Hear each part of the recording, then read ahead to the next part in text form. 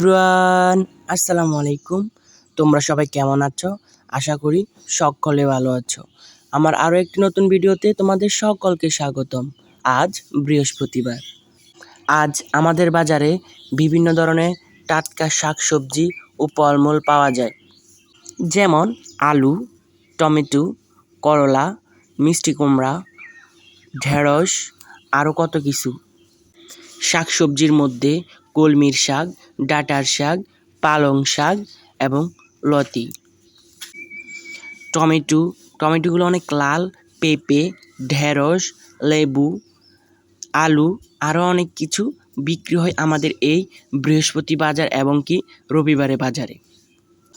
আমাদের এই বাজারে শাকসবজি তরকারির এতই দাম যে সাধারণ মানুষের পক্ষে এই তরকারি খাওয়া অসম্ভব, মানে বিপর্যয় নেমে আসে এই বাজারে। এরপরও সাধারণ মানুষ তাদের সাধ্যের মতে অনেক কিছুই কিনে, যেমন শিম, শাকসবজি এবং কি ডাঁটার শাক, কলমির শাক, বিভিন্ন ধরনের শাকসবজি কিনে থাকে।